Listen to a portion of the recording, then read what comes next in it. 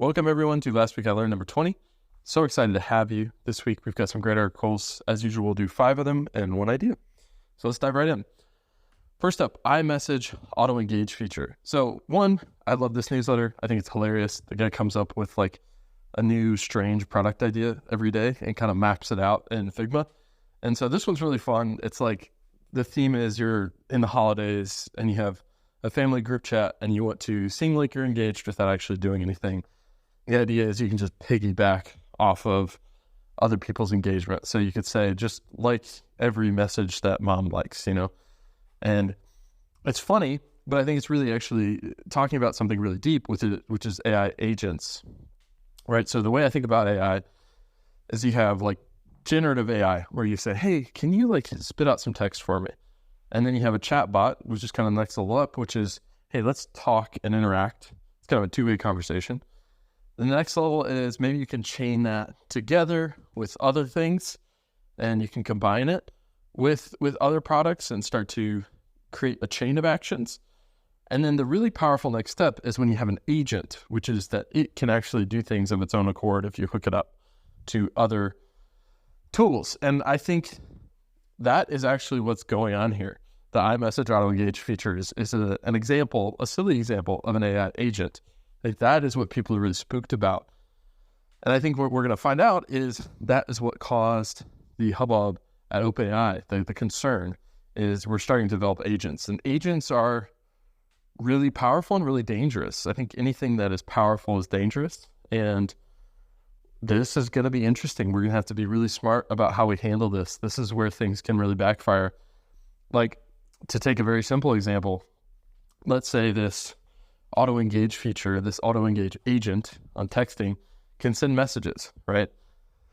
And let's say that it overhears something and shares it in a group chat. Like that's something I could really see happening and would have pretty catastrophic consequences. And it's not that bad really in the scheme of things. It's like a social cost, but not much more. Think about it hooked up to more powerful things, it starts to get dangerous. Like if you're running a factory and you're using your AI agent to help coordinate things, that can have really severe failure modes. I think this is when I start to pull towards chaos theory as starting to understand this problem set. I don't understand chaos theory that well, but my understanding is that it helps with unpredictable kind of failures. And so very interesting stuff, a little spooky, and we'll see what happens next. All right, next up, computational notebooks. So it's funny, I was just reading about this in a different article. I think this is one of those powerful applications of AI we're going to see. So I think I was talking to one of my friends about AI, and I think sometimes what we're hyping up the most is really just a thin layer of innovation on what's already been done. Like I've seen a million basically no-code platforms where it's like, put a picture in and we'll build a website. And I think it's like, it's cool, but I was reading the Phoenix Project, which is a book about software, and one of the points they made was that the only improving bottlenecks changes outcomes. I don't think that the speed at which you develop a website is the bottleneck when it comes to creating great products. Like, I think whether it takes an hour or a week, building a website is not the difficult part. And it's great that we can build more of them and faster, but it doesn't really change the really hard work, which is kind of really product development, understanding what does the market need, what does the market want, how do we position this, how do we brand this, how do we change it over time? Those are the questions that matter. Execution is definitely important, but it's not the bottleneck. And so I think products like computational notebooks, which kind of alter the way we think and fundamentally change the way we do work, those are very, very interesting. And I haven't wrapped my head around how to use computational notebooks yet. One application I was thinking about, and I've used them a little bit for, is for budgeting. It was really fun to kind of build my own budget and annotate it.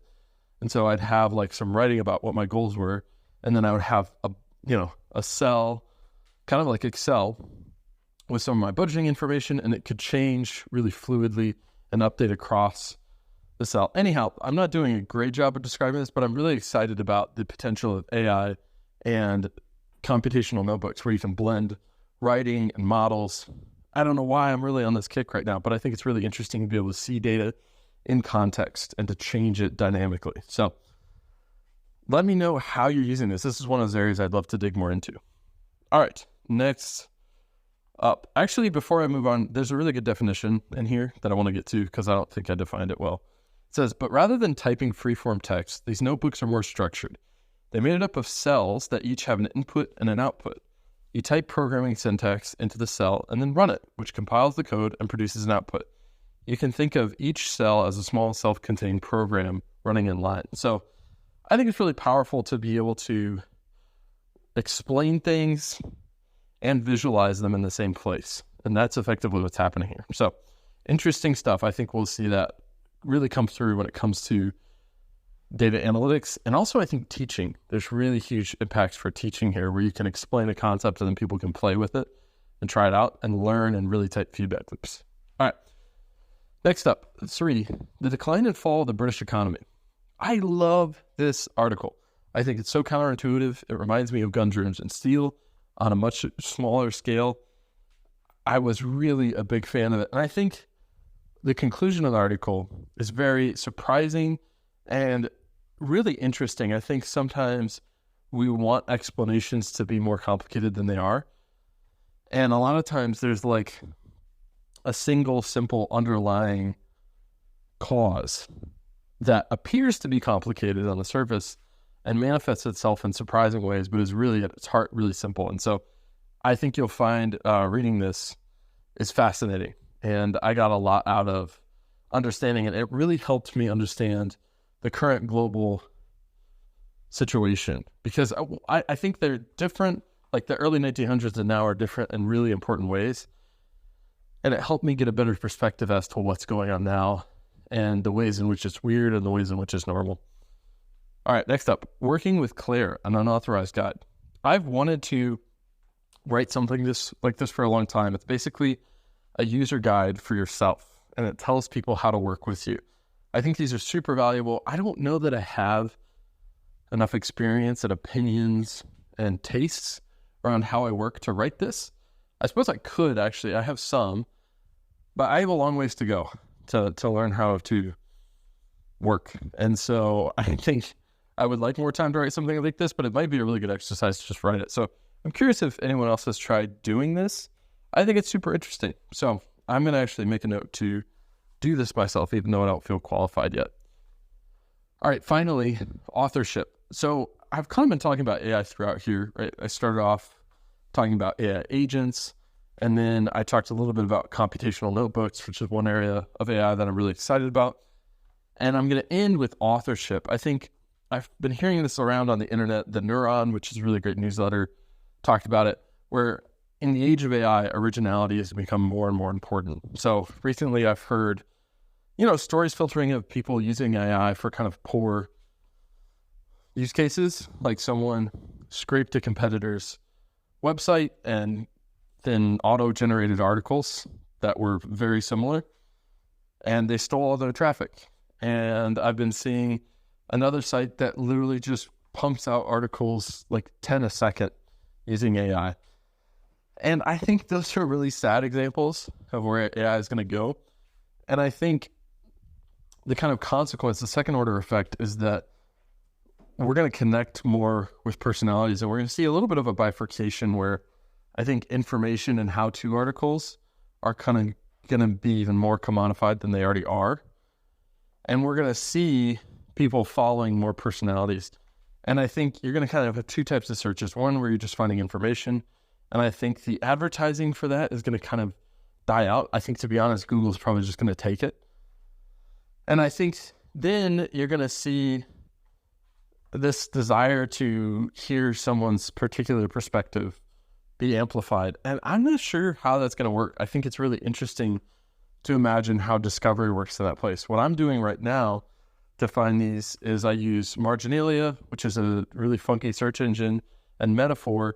And then I search for like personal blogs or blogs without JavaScript. So really simple blogs.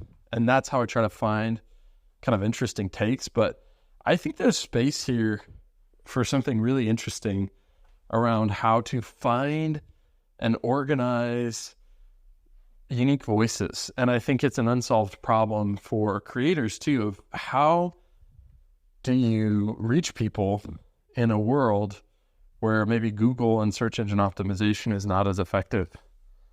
It's tough. It's a tough question, and I'd love to hear thoughts. Let's see. Final thoughts. I guess 2 books I'm reading I want to note real quick. The Phoenix Project, I highly recommend. It's really gripping. It's a tale about like an IT transformation. I think it's very interesting. I really ended up liking it a surprising amount, and there's really great stuff about project management in there. And then Decisive by Nate and Chip Heath. I've talked about Switch, which is a book I love from them. And this is about how to make decisions. And it's really, really changing my decision-making process, or it will. I hope to sit down and really maybe write an article about it. But one of the ways it's affecting me is where I want to live. I haven't really had a great process for choosing that next. I'm going to be moving to an undetermined location. And I'm really excited about using that book to help me understand where it might make sense. All right, last up is the fall of the unique. This is the idea of the week. And it was kind of inspired by that authorship article I talked about. And it's just come from traveling. So I was back in Indiana for Thanksgiving. And what's so interesting is how similar parts of Indiana feel to Los Angeles and Chicago. You know, like more and more, we're seeing on so many levels, everything looking the same. I think when you look at venture-backed companies, their websites tend to look very similar. When you look at writers and stuff online, it tends to look very similar.